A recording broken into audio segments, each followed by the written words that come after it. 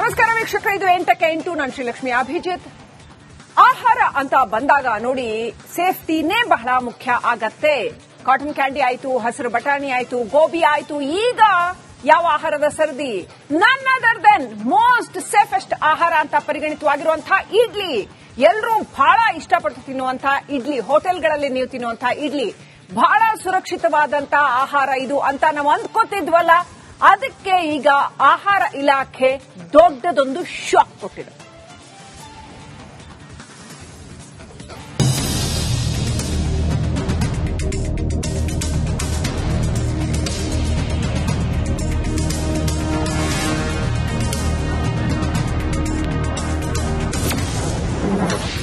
ಇಡ್ಲಿ ಪ್ರಿಯರಿಗೆ ಶಾಕ್ ಕೊಟ್ಟ ಆಹಾರ ಇಲಾಖೆ. ಕಂಡಲ್ಲಿ ಇಡ್ಲಿ ತಿಂದ್ರೆ ಕ್ಯಾನ್ಸರ್ ಫೇಕ್ಸ್.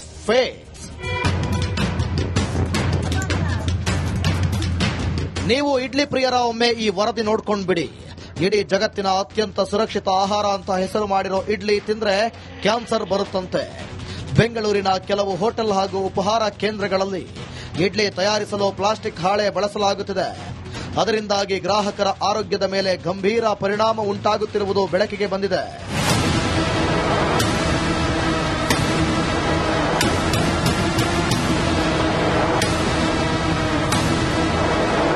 ಹೌದು, ಬೆಂಗಳೂರಿನ ಸುಮಾರು 251 ಇಡ್ಲಿ ಸ್ಯಾಂಪಲ್ ಪಡೆದಿದ್ದ ಆಹಾರ ಮತ್ತು ಸುರಕ್ಷತಾ ಇಲಾಖೆ ಇವನ್ನೆಲ್ಲ ಪರೀಕ್ಷೆಗೆ ಒಳಪಡಿಸಿದೆ. ಲ್ಯಾಬ್ ಕಳಿಸಿದ್ದ ಇಡ್ಲಿ ಸ್ಯಾಂಪಲ್ಗಳ ಪೈಕಿ ಸುಮಾರು 35 ಯೋಗ್ಯವಾಗಿಲ್ಲ ಎಂದು ವರದಿ ಕೈ ಸೇರಿದೆ. ಇದನ್ನ ಗಂಭೀರವಾಗಿ ತೆಗೆದುಕೊಂಡ ಆರೋಗ್ಯ ಸಚಿವರು ಕೂಡಲೇ ಬೀದಿ ಬದಿ ಇಡ್ಲಿ ತಯಾರಿಸುವಾಗ ಪ್ಲಾಸ್ಟಿಕ್ ಬಳಕೆ ಮಾಡುವುದನ್ನು ನಿಷೇಧ ಮಾಡುವಂತೆ ಸೂಚನೆ ನೀಡಿದ್ದಾರೆ. ಸುಮಾರು 251, ಅದಕ್ಕಿಂತ ಹೆಚ್ಚಾಗಿರ್ಬೋದು. ಈಗ ಅದೇ 251 ಸ್ಯಾಂಪಲ್ಗಳಲ್ಲಿ ಪರೀಕ್ಷೆಗಳಲ್ಲಿ 52 ಅಥವಾ 54 ಅದರಲ್ಲಿ ಈ ಪ್ಲಾಸ್ಟಿಕ್ ಅನ್ನು ಉಪಯೋಗಿಸಿಕೊಂಡು ಅದನ್ನು ಉಗಿಸುವಂತ, ಅಂದ್ರೆ ಅದನ್ನ ಬೇಯಿಸುವಂತ ಕೆಲಸ ಮಾಡ್ತಾರೆ ಇಡ್ಲಿಗೆ. ಅದು ಹಿಂದೆ ಎಲ್ಲ ಬಟ್ಟೆ, ಈ ಕಾಟನ್ ಹತ್ತಿ ಬಟ್ಟೆಯಲ್ಲಿ ಮಾಡೋರು ಅಥವಾ ಬಾಳೆ ಎಲೆಯಲ್ಲಿ ಮಾಡೋರು. ಈಗ ಅದು ಬಿಟ್ಟು ಪ್ಲಾಸ್ಟಿಕ್ ಉಪಯೋಗಿಸ್ತಕ್ಕಂಥ ಅದು ಹಾನಿಕಾರಿ. ಯಾಕೆ ಪ್ಲಾಸ್ಟಿಕ್ ಆಹಾರದ ಜೊತೆ ಈ ತರ ಮಿಶ್ರಣ ಆಗಬಾರ್ದು. ಪ್ಲಾಸ್ಟಿಕ್ ಅಲ್ಲಿ ಅನೇಕ ಕ್ಯಾನ್ಸರ್ ಬರ್ತಕ್ಕಂಥ ಅಂಶಗಳು ಇರುವಂತ ಒಂದು ಪದಾರ್ಥ, ಅದು ಆಹಾರ ಸೇವನೆಯಲ್ಲಿ ಬರಲೇಬಾರದು. ಬಾಣಂತಿ ಗರ್ಭಿಣಿಯರಿಗೆ ಹಾರ್ಟ್ ಅಟ್ಯಾಕ್ ಆತಂಕ. ಇನ್ನು ಪ್ಲಾಸ್ಟಿಕ್ ಬಳಕೆ ಮಾಡಿರುವ ಇಡ್ಲಿ ತಿಂದ್ರೆ ಬಿಸಿ ಇದ್ದಾಗ ಸಿಲಿಕಾನ್ ಅಂಶವಿರುವ ಪೇಪರ್ನಿಂದ PFAS ಎಂಬ ಅಂಶ ಬಿಡುಗಡೆ ಆಗುತ್ತದೆ. ಇದು ಕ್ಯಾನ್ಸರ್ ತರುವ ಅಪಾಯ ಹೆಚ್ಚು ಅಲ್ಲದೆ ಗರ್ಭಿಣಿಯರಿಗೆ ಬಾಣಂತಿಯರ ಆರೋಗ್ಯದ ಮೇಲೆ ಭಾರಿ ಸಮಸ್ಯೆ ತಂದೊಡ್ಡುವ ಸಾಧ್ಯತೆ ಇದೆ ಅಂತಿದ್ದಾರೆ ಆಹಾರ ತಜ್ಞೆ ಡಾಕ್ಟರ್ ಕೀರ್ತಿ ಹಿರಿಸಾವೆ.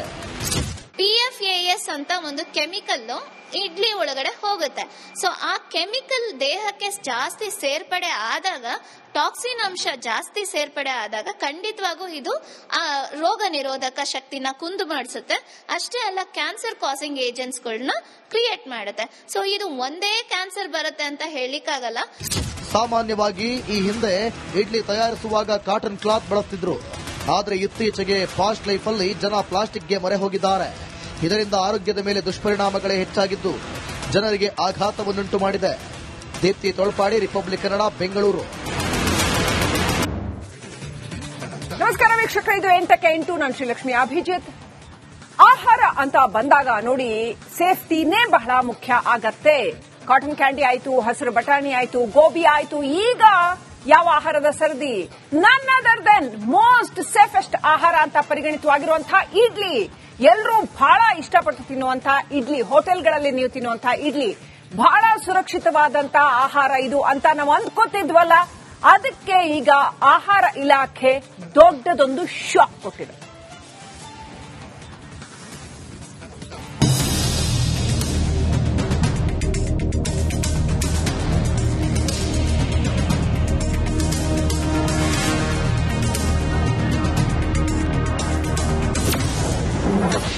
ಇಡ್ಲಿ ಪ್ರಿಯರಿಗೆ ಶಾಕ್ ಕೊಟ್ಟ ಆಹಾರ ಇಲಾಖೆ. ಕಂಡಲ್ಲಿ ಇಡ್ಲಿ ತಿಂದ್ರೆ ಕ್ಯಾನ್ಸರ್ ಫೇಕ್ಸ್.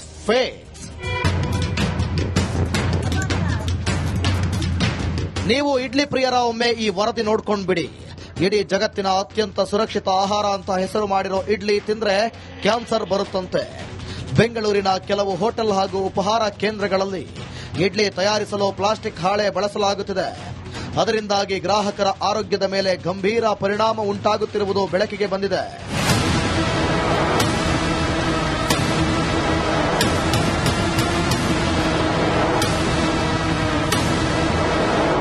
ಹೌದು, ಬೆಂಗಳೂರಿನ ಸುಮಾರು 251 ಇಡ್ಲಿ ಸ್ಯಾಂಪಲ್ ಪಡೆದಿದ್ದ ಆಹಾರ ಮತ್ತು ಸುರಕ್ಷತಾ ಇಲಾಖೆ ಇವನ್ನೆಲ್ಲ ಪರೀಕ್ಷೆಗೆ ಒಳಪಡಿಸಿದೆ.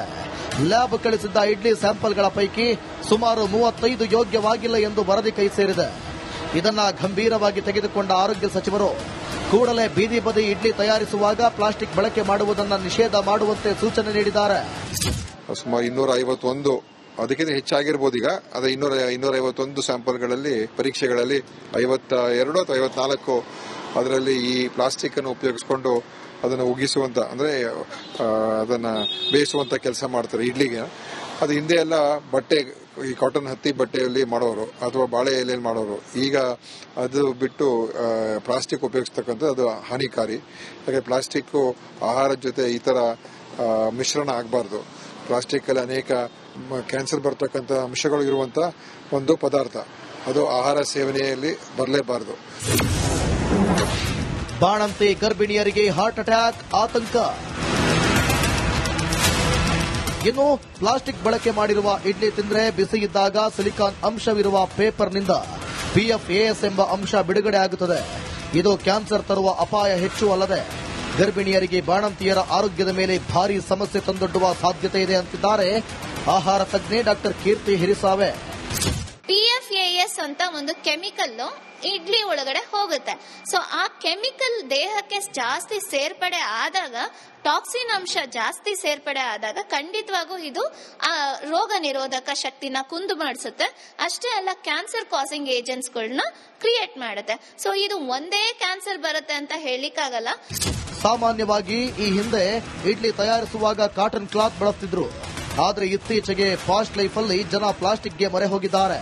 ಇದರಿಂದ ಆರೋಗ್ಯದ ಮೇಲೆ ದುಷ್ಪರಿಣಾಮಗಳೇ ಹೆಚ್ಚಾಗಿದ್ದು ಜನರಿಗೆ ಆಘಾತವನ್ನುಂಟು ಮಾಡಿದೆ.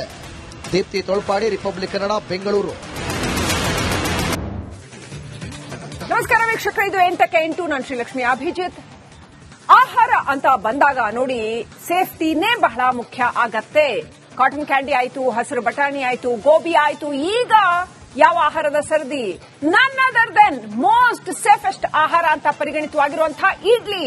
ಎಲ್ಲರೂ ಬಹಳ ಇಷ್ಟಪಟ್ಟು ತಿನ್ನುವಂತಹ ಇಡ್ಲಿ, ಹೋಟೆಲ್ಗಳಲ್ಲಿ ನೀವು ತಿನ್ನುವಂತಹ ಇಡ್ಲಿ ಬಹಳ ಸುರಕ್ಷಿತವಾದಂತಹ ಆಹಾರ ಇದು ಅಂತ ನಾವು ಅಂದ್ಕೋತಿದ್ವಲ್ಲ, ಅದಕ್ಕೆ ಈಗ ಆಹಾರ ಇಲಾಖೆ ದೊಡ್ಡದೊಂದು ಶಾಕ್ ಕೊಟ್ಟಿದೆ.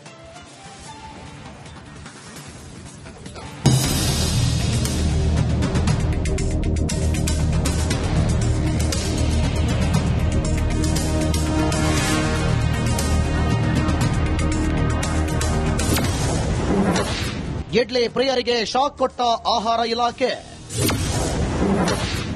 ಕಂಡಲ್ಲಿ ಇಡ್ಲಿ ತಿಂದ್ರೆ ಕ್ಯಾನ್ಸರ್ ಫೇಕ್ಸ್.